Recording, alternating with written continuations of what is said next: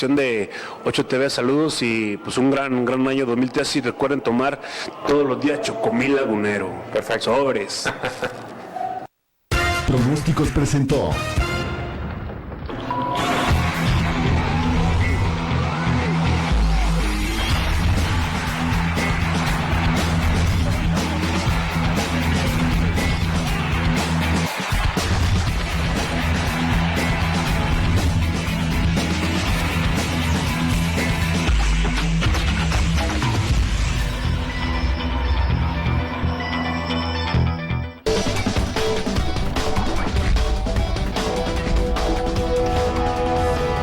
Esta noche a las 20:30 horas en Central Noticias, nuestras cámaras captaron el congestionamiento vial en horas pico en la zona de construcción del nodo vial Siglo XXI.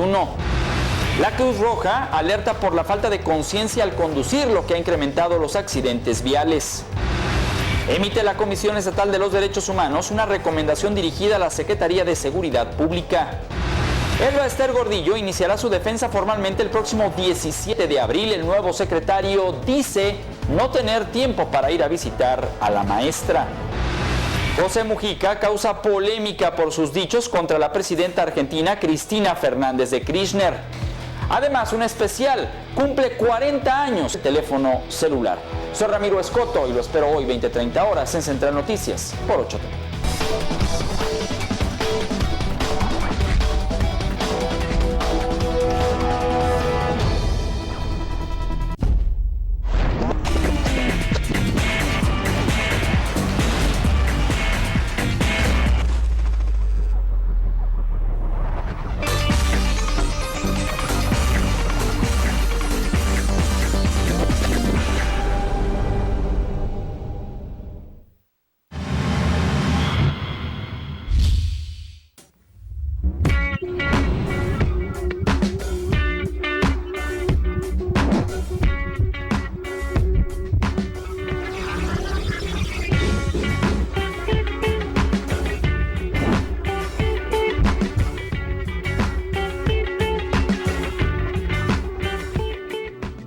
Pronósticos presenta. En esta ocasión, en el tintero, pues tenemos la presencia de Atsiri Cárdenas. Atsiri, bienvenida, ¿cómo estás? Gracias, muy buenos días. Bueno, tenemos la idea de que eres una chica modelo, pero me da la idea de que has tenido una vida modelo. Yo así te veo como un modelo de alguien que sí la sabe hacer. Pues muchas gracias, muchas gracias. ¿Cómo ha sido todo este camino para tener una vida modelo? Porque pues trabajas bien, te ves bien, me imagino que has de tener una buena familia, o sea, como que todo está bien, ¿no? Pues mira, yo empecé muy joven y yo siempre lo he dicho a las personas que amablemente se me acercan y me preguntan que cómo es que he durado tanto tiempo en esta carrera. Yo creo que es de mucha disciplina, pero no disciplina ni de alimentación ni de ejercicio, que bueno, es parte de tener una vida sana, ¿no? Pero es una disciplina de entrega, de realmente saber que quienes estamos en este trabajo hay que casarte en este trabajo. No me refiero a casarte con la persona, sino casarte para tu trabajo. No sé si a eso te refieres con modelo, más bien es como hacer las cosas que te gustan, y cuando te gusta hacer lo que haces, entonces lo disfrutas, y es lo que a donde me ha llevado a mí, que yo lo disfruto. Yo siento que a mí me pagan por aprender, entonces yo creo que ese es el secreto de todo, ¿no? Que me gusta mi trabajo. Todavía aprendes, ¿no? Uno nunca deja de aprender, y no dejas de aprender porque hay cosas nuevas, eventos nuevos, y cada situación es diferente en el periodismo, entonces tenemos una vida muy dinámica. ¿Y no has perdido la capacidad de asombro? No pierdo la capacidad de asombro. Cada información es nueva, y si perdiéramos la capacidad de asombro, pues no podíamos transmitir las noticias, ¿no? Ahora, a lo largo de todo este tiempo han cambiado muchas circunstancias. Ahora sí que, ¿cuándo te ibas a imaginar hace algún tiempo que ibas a estar reportando la violencia que tenemos en México? Nunca. Cuando yo ingreso hace 26 años, voy a cumplir en los medios de comunicación, el tipo de periodismo que hacía era diferente. Había violencia, me tocó cuando yo entré, eran la época del narcotráfico, pero en una escala mucho más pequeña. Se oía en los noticieros nocturnos y era como la nota en los periódicos la más alejada y no en primera plana, ¿no? Entonces yo no empecé reporteando violencia. Yo entré a Televisa Canal 4 en 1986, invitada a hacer el pronóstico del tiempo. Entonces mis perspectivas de vida eran muy diferentes. Yo estudiaba en ese entonces, bueno, terminé por supuesto mi carrera, pero en ese entonces yo estaba en quinto semestre de la prepa, entonces mi visión era muy diferente. No había violencia en ningún sentido. En ese entonces sí lo había, pero no como ahora. No como ahora, ¿no? Pero a lo largo del tiempo has tenido que estar reportando todo eso, ¿no? Aquí mismo en Guadalajara, los narcobloqueos y todo lo que ha estado sucediendo. ¿Ha cambiado la visión de México, por ejemplo, desde Estados Unidos, desde Univisión? ¿Ha cambiado la visión de México? Yo no te puedo decir, porque no lo sé, cómo ha cambiado la visión de Estados Unidos hacia México. Lo que sí sé es que el periodismo que hacemos en Univisión lo hacemos para el público latino que ha salido de sus países, el fenómeno de migración, y lo que hacemos en Univisión es acercarle un poco más la información de su pueblo. Que sí ven más violencia, sí la ven, porque pues no se puede ocultar el sol con un dedo. Que hay indicaciones de que no se cubra tanta violencia para no desprestigiar la visión de México en el extranjero, es lo que se dice, que eso sucede y que son las reglas de ahora de los políticos que están gobernando este país. A nosotros no nos ha llegado. Yo creo que en Estados Unidos la visión que tienen de la violencia en México pues es la real, ¿no? Que muchas veces ahora sí que de la vida real a la boda real, ¿no? ¿Cómo te cambias ese chip de un día estar hablando de una cosa y otro día estar hablando de otra cosa, ¿no? Completamente diferente. Yo me considero una periodista o comunicadora muy versátil. Yo comencé después de que hice pronósticos del tiempo, después hice un poco de espectáculo, entretenimiento en un programa que mucha gente seguramente recordará, Magazine, que lo conducía Carlos Cabello. Y eso me permitió un poquito conocer a la farándula, digo, para introducirte un poquito lo de la boda real.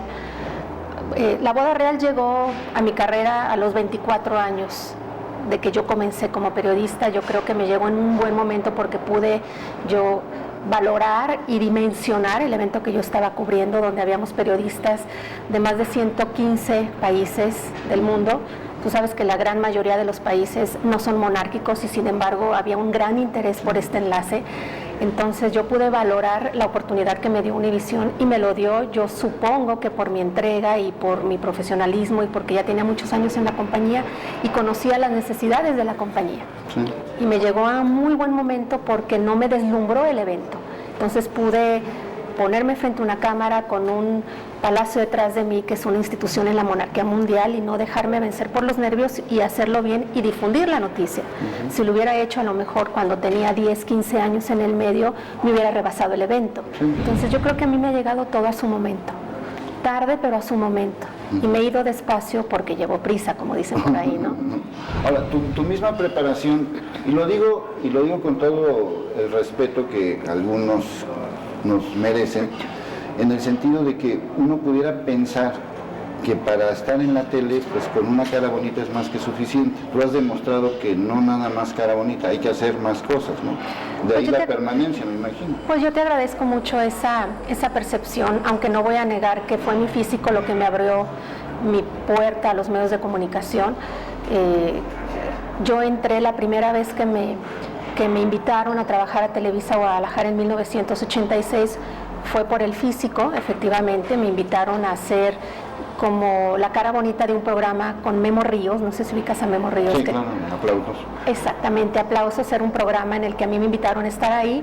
Mi cara bonita me permitió entrar ahí, pero yo en ese entonces yo tenía mentalmente otros proyectos que los logré cumplir, que fue terminar mis estudios a nivel licenciatura, ser abogada. Entonces como que yo tenía un camino muy distinto a que se te considerara por ser una cara bonita. Entonces yo fui creciendo a la par académicamente y profesionalmente, y eso me permitió continuar en esta carrera que es muy complicada, Leonardo. Las generaciones nuevas vienen mucho más preparadas de cuando nosotros comenzamos, sobre todo por la tecnología, por las redes de internet. Ahora cualquier jovencito te consigue la noticia, aunque no sea real, por las redes sociales en 5, 6, 7, 8 minutos.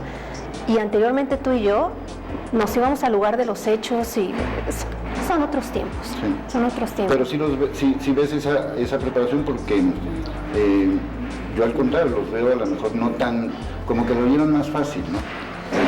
Son otros tiempos, yo no puedo decir que ellos las tienen más fácil que nosotros porque sería demeritar a la nueva generación que viene muy dinámica. Sí. Yo pienso que las herramientas que tienen a la mano son mucho más cómodas que las que nosotros teníamos, empezando porque no había internet, Sí. eran telefax, eran cables, no había teléfonos celulares, mucho menos internet. Digo, han de estar pensando los televidentes que estoy hablando de los años 1940, no. O sea, cuando nosotros entramos en cuando yo entré en 1986 el internet, bueno, a lo mejor existía como sus orígenes, ¿no? Que empezó en la CIA, pero no era parte de nuestra herramienta como periodistas.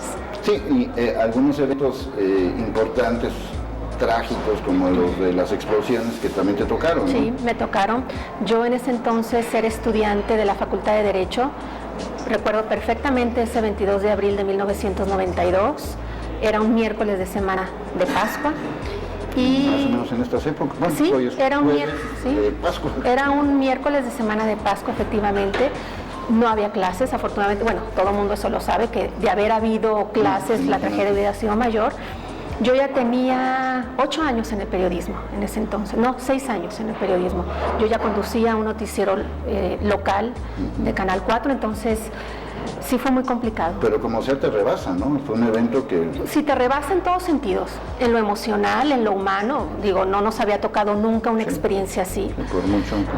Y luego, bueno, se desencadenaron otros eventos posteriores en Jalisco. O sea, fueron años muy complicados de cobertura. Luego al año siguiente viene lo del Cardenal Posadas, que también me tocó. Lo de Colosio. Lo de Colosio no me tocó porque fue en Tijuana y fue otro tipo de cobertura, no nos tocaba acá, porque yo era una reportera local, pero sí ya dimensionábamos lo que estaba sucediendo, ya teníamos pues conciencia que nos podía pasar, porque nadie pensaba que iba a explotar Guadalajara, por ejemplo, ¿no? Y mucho menos que mataran a un cardenal en un aeropuerto, o sea, era inimaginable. ¿Y cómo nos enterábamos? Porque nos hablaban de un teléfono público, o sea, apenas los celulares estaban comenzando y apenas los estaban asignando a los reporteros de Televisa, o sea, fue un cambio muy interesante a nivel tecnológico e informativo. Sí, por eso yo lo decía, porque luego a veces uno se imagina que la vida actual pues ha sido siempre más o menos lo mismo, ¿no? Y en esas épocas, pues inclusive no sé si tú has notado, había más razón también para dar la información, ¿no? Sí, es que habían menos oficinas de prensa también, habían menos dependencias, entonces era muy complicado localizar la información. Sí. Y ahora hay muchas herramientas de información. Sí, hay muchas maneras de encontrar todo. Muchas veces, ahora por ejemplo los narcobloqueos que hemos sufrido últimamente en Guadalajara, se entera más uno actualmente por las redes sociales que ni por las autoridades. Es más, las autoridades muchas veces de los eventos policíacos se están enterando por las redes sociales. Bueno, sí. Obviamente para dar cuenta de esta plática contigo, así que nos dimos la tarea de leer todo tu currículum, y hay algo que me llama mucho la atención, que ganaste, bueno, una mención honorífica por un reportaje sobre el transporte público. Sí. Y hoy el transporte público sigue siendo tema. O sea, y sigue siendo el mismo tema y la misma problemática. No ha cambiado. Me llama mucho la atención el título. Sí, si lo atropellas, mátalo. Si lo atropellas, mátalo. Sí, ese fue un reportaje que hice para la cadena Univisión, en la que actualmente estoy trabajando, en 1994-95, y las leyes siguen siendo iguales, Leonardo. Es más barato para las compañías de seguro pagar gastos funerarios que pagar las cuestiones y rehabilitaciones médicas de un lesionado. Sí. Yo, porque me manejo en ambos medios, el periodístico y el legal, porque aunque no litigué un tiempo, actualmente no litigo, pero sí estoy muy renovada y muy actualizada en las cuestiones legales. Sí hay abogados que recomiendan eso a los camioneros. No te puedo asegurar que les digan remátalo, pero es más conveniente que los mates por las cuestiones del seguro. Y a la fecha sigue siendo igual. Pero al paso del tiempo, pues no solamente eso, sino que el mismo transporte sigue siendo deficiente, ¿no? Sigo siendo la misma problemática. Es como el mal de muchas cosas. se pagan, dicen ahora ya están por autorizar los 7 pesos del transporte público, pero pues sigue siendo un servicio muy deficiente, entonces como que es una bolita que no termina, es como una bola de nieve, o sea, siguen jugando carreras, no están preparados, es toda una problemática, la verdad es... Las y que autoridades... nada tiene que ver la tarifa, ¿cuánto habrá costado en aquella época cuando hiciste ese reportaje y cuánto cuesta hoy, no? El problema sigue siendo el mismo, hay mucho transporte público, no pasa uno cuando ya pasa el otro y no necesita uno ser usuario del transporte público para percibir ese problema social. Sí, sí, aunque nunca te subas, de todos modos lo Pues sí vives, me ¿no? subo, digo, no mucho, pero sí me subí algún tiempo. Ahora, bueno, ya no puedo hacer reportajes así porque o llego a la entrevista o el transporte público no me va a dar esas facilidades de llegar a tiempo, ¿no? No, claro que no. Pero también como automovilistas son muy agresivos, no Sí, respetan a la sí. gente. Es uno de muchos problemas, ¿no?, en la zona metropolitana. Esto no te envuelve en el sentido de decir, bueno, pues estamos con lo mismo, o sea, la violencia de hace unos años, el transporte de hace algunos años, que te envuelva que llegue un momento en que te canse y que digas, pues no vale la pena lo que estoy haciendo. No, al contrario, a mí me llena mucho. Yo pienso que el periodismo, que yo lo puedo comparar con otros oficios como la abogacía, es mucho más rápido para ayudar a la gente. Yo te hablo de mi experiencia, si yo como abogada tomo un caso para ayudar a una persona con alguna arbitrariedad de las autoridades, pues tarda, porque de aquí a que metes la demanda, si es en la cuestión civil o la denuncia en la cuestión penal, de aquí a que avanzan audiencias, pero tú lo sacas en la tele y de inmediato ayudan. O sea, ¿cómo te puedes cansar de hacer lo que te gusta cuando realmente estás ayudando a la gente? Si es que realmente te gusta ayudar a la gente, claro. Porque si estás en la tele, porque te gusta salir en la tele, pues ese es un problema. Sí, sí. Y ahí te vas a quedar, ¿no? Claro. Bueno, pues obviamente hay muchos temas que seguiremos comentando aquí con Atsiri Cárdenas en el tintero. Hay muchos temas en el tintero, como decimos.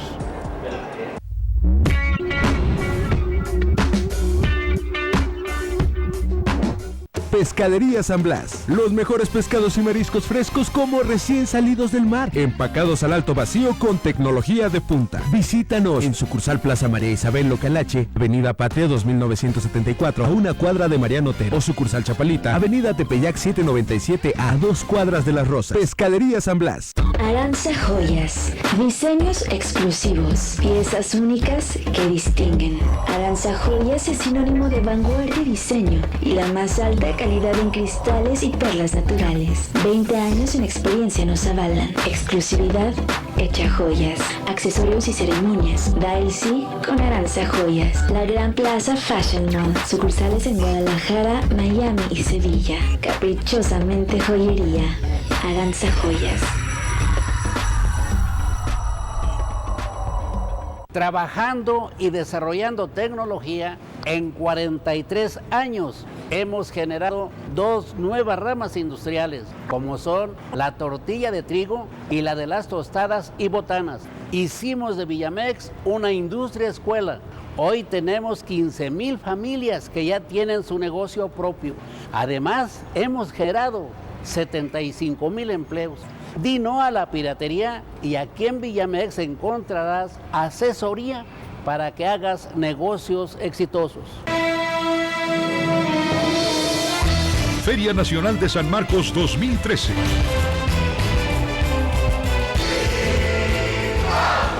Conoce, disfruta y vive la Feria Nacional de San Marcos del 19 de abril al 12 de mayo en Aguascalientes, México.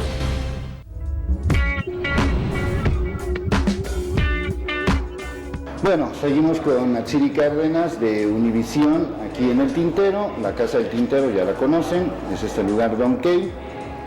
Y ahora sí puedo decirlo porque me consta, lo viví, el buffet está muy rico. La verdad es que vale la pena que se den una vuelta a este lugar. Ahí viene la dirección para los desayunos, comidas, cenas, etc. Y el buffet, sí, si me permiten la recomendación, sí, se lo recomiendo. Está muy bien, la atención es muy buena, así que vale la pena que se dé una vuelta aquí en Don Key, la Casa del Tintero. ¿Cómo ves lo de la...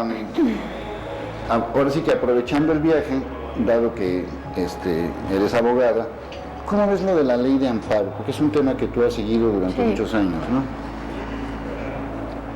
Entrar a lo legal a mí me apasiona mucho. La ley de amparo es una ley que no tenía reformas desde 1936, reformas sustanciales porque había habido algunas adecuaciones, ¿no? Aquí lo más interesante y que la gente debe de entender es que la ley de amparo es una de las leyes más hermosas en este país y además ha sido modelo para muchas legislaciones de América Latina, la ley de amparo, la ley mexicana. La original, la original. Y además quienes la crearon fueron jaliscienses. Entonces... Pues yo me acuerdo de aquellas viejas clases en la prepa, ya después supe que era un maestro emérito de la UNAM, José Muñoz Cota, que insistía que el amparo era lo mejor del mundo.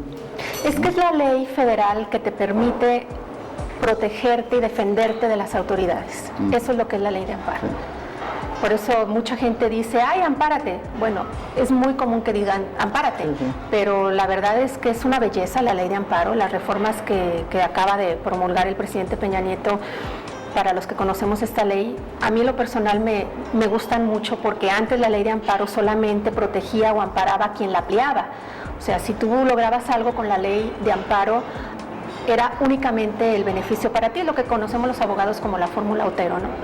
Y entre ahora las reformas es que si tú logras un beneficio, ya se amplía el espectro y entonces ya ayuda a más personas. Eso es muy bueno porque te está protegiendo mucho más. Otro tema donde tú te has metido a fondo es el asunto de la libertad de expresión. Sí. Bueno, tú sabes que ha habido muchas reformas con la libertad de expresión. Cuando yo estaba en la Facultad de Derecho, la ley de imprenta era, si no me equivoco, en 1917, ¿no? O sea, ya ha tenido muchísimas reformas, ¿no? Yo pienso que aquí hay una línea muy delgada entre la vida pública y la vida privada de las personas, porque es lo que muchos alegan, que hay que informar que porque pertenece a la vida pública o a la vida privada.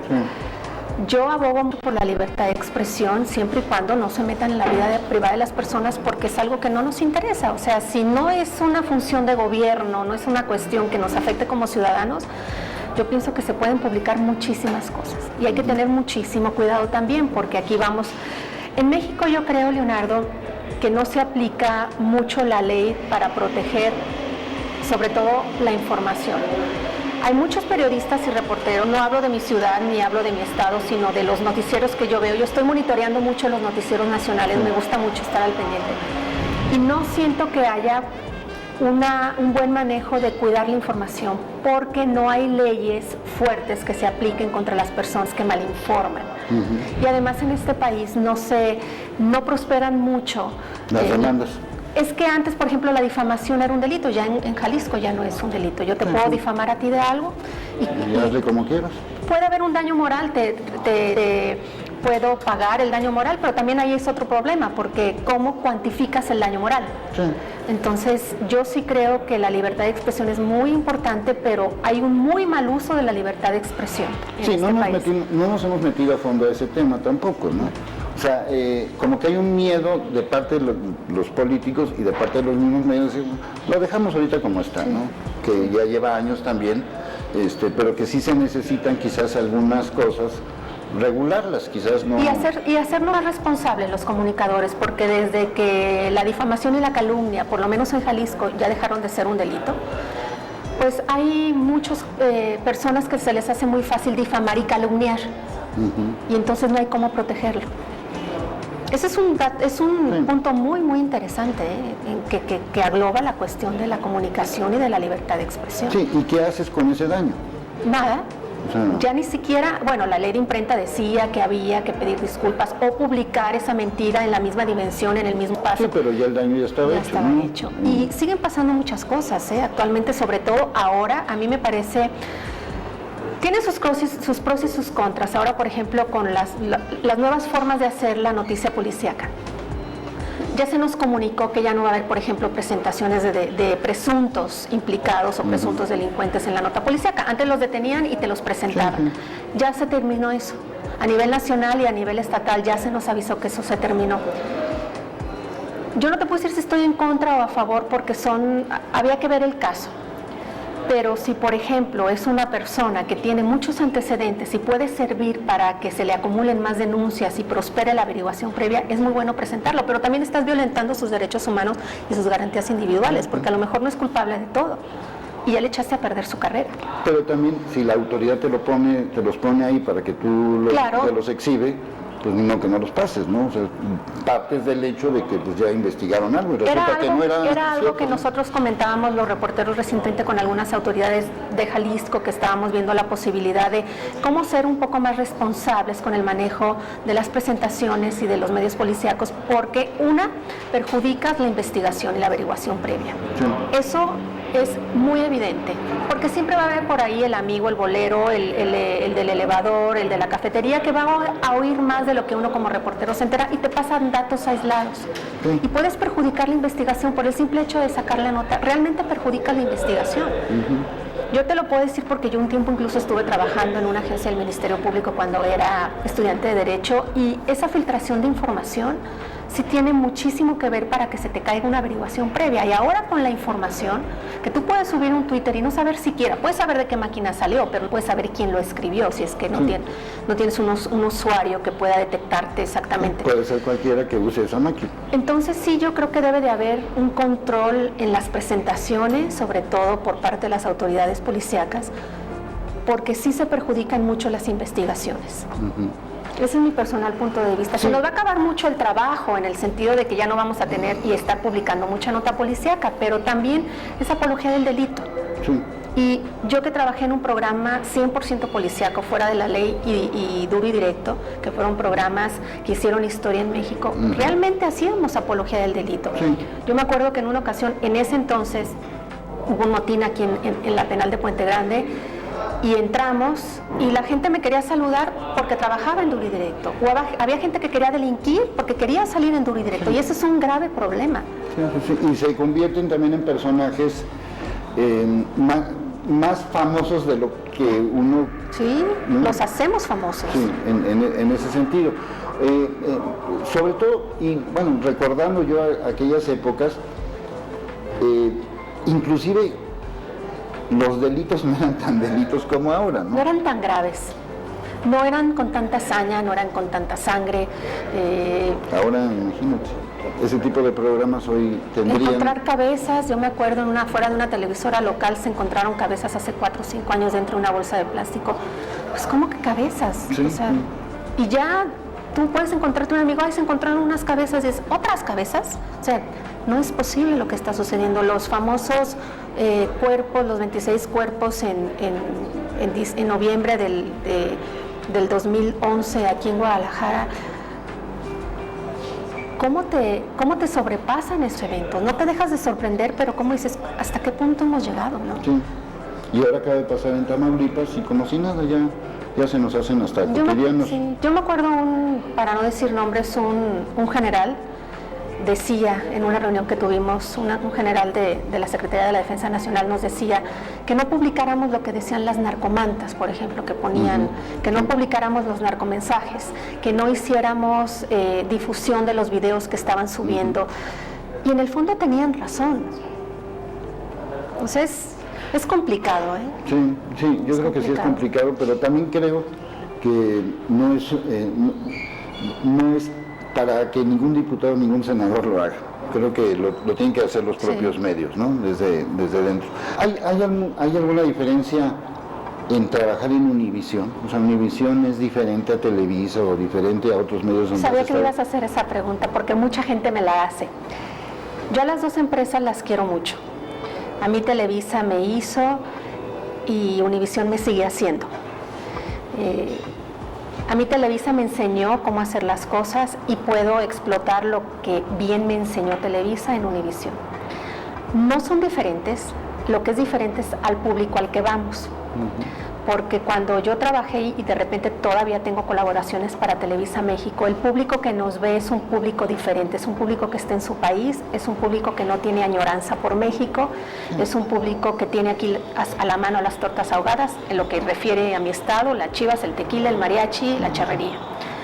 El público para Estados Unidos es un público diferente, es un público que añora su país, añora su escenografía visual, añora su gente, añora sus costumbres. Entonces es un público que cuando yo salgo en cámara se procura que haya algo que lo relacione con su entorno. Mi productor siempre busca que yo tenga algo atrás que los recuerde, la Glorieta Minerva, el Teatro Degollado, Catedral. Entonces, cuando yo me encuentro gente que ve Univisión, me los encuentro generalmente en aeropuertos cuando viajo. ¡Ay, te vi! Y vi detrás de ti la Glorieta Minerva. ¡Ay, cómo recuerdo Guadalajara! Hacemos un periodismo diferente, pero no de contenido, porque el contenido es igual de importante para las dos compañías, es más bien la forma en que lo presentamos. Sí, yo al principio mencionaba que tienes una vida modelo y lo sigo afirmando en el sentido de que quizás seas un ejemplo a seguir, y a mí me gustaría que lo externaras, porque no te quedaste nada más con ser una niña bonita, no te quedaste nada más con ser una abogada, no te quedaste nada más con ser una reportera, has buscado trascender un poquito más, ¿no? Yo creo que viene de familia, Leonardo. Yo creo que la familia, en mi caso, es muy importante. Yo perdí a mi padre muy joven, somos 6 hermanos, mi mamá nos sacó adelante con mucho cariño y con mucho esfuerzo, entonces nos enseñó que había que, sobre todo, primero había que terminar la carrera y prepararnos. Yo sí creo que la base de muchísimas cosas en la vida es la familia y el empuje y la confianza y el cariño. A mí mucha gente me ha dicho que si yo estoy donde estoy porque tengo gente que me ayudó a llegar a donde estoy. Yo digo, no, yo creo que estoy donde estoy porque tengo gente que me quiere y que me ayuda. O sea, me dan buenos consejos. Entonces, no sé si estoy donde deba de estar, porque uno siempre quiere mejores posiciones.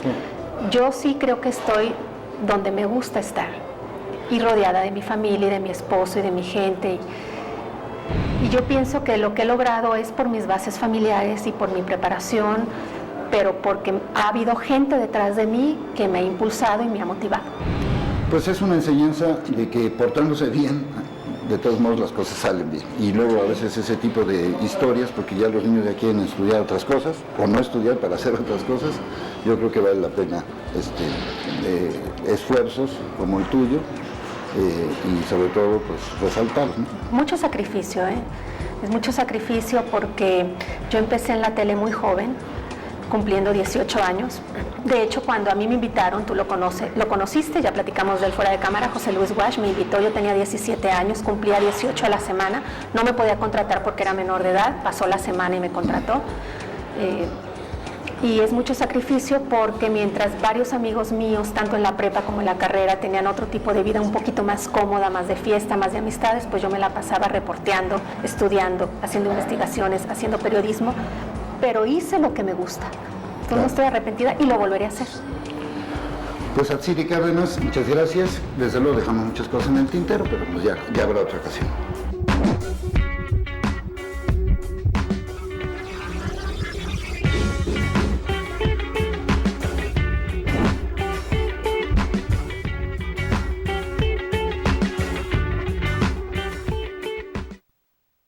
Pronósticos presentó